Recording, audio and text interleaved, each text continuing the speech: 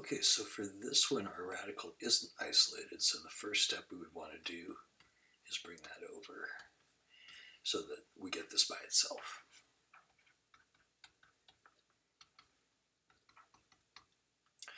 And now that we've isolated the radical, we want to square both sides to undo our root. And then up here, again, I'm just going to write this out so I don't run myself out of room. Foiling that side is going to go x times x is x squared, and then plus x on the outside, and plus 1x on the inside, and plus 1. And so that will be the square under that root, so this is now 6x plus 1 equals x squared plus 2x plus 1. So we've gotten rid of our radical, and now we need to get that's quadratic, so I want to get everything over to one side and then solve the quadratic. So we will subtract the 6x and the 1 minus 6x minus 1.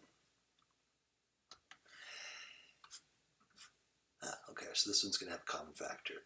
So this is 0 equals x squared minus 4x. So this is a version of factoring that you would see in 98 and in the 5.2 review, but we haven't seen it in these videos yet. So this is what's called a common factor. Both of these terms have x's in them. So that x squared is like an x times an x, and that 4x is like a 4 times an x. And so the idea of a greatest common factor is that you're pulling out the thing that's common to both terms and writing it in front. So I'm going to bring the x out front, and it's going to leave behind an x minus 4.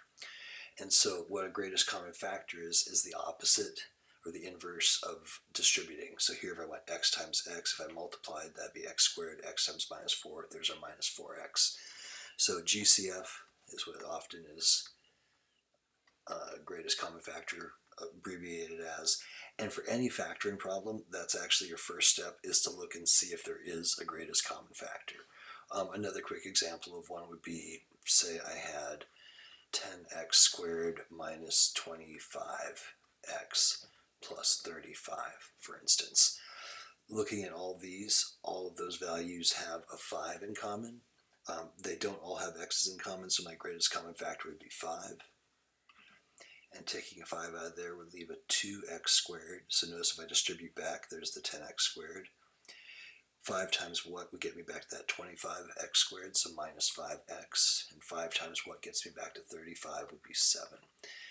So hopefully that makes sense, that GCFs are the reverse of the distribute. So over here, what that means for us is 0 equals, the x is common to both terms, so I bring that out front, and I have x minus 4. Like I said in the last video, with this one, you're maybe seeing now that this is just going to be x equals 4, because the factor and the 0 have opposite signs. But this little x in front sometimes messes people up. All this means is if we set up our equations like we did on the last ones,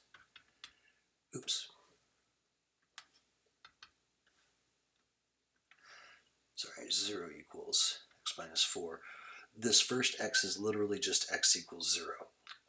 Is that solution. And then for this side, if we brought the 4 over, that would get us to x equals 4.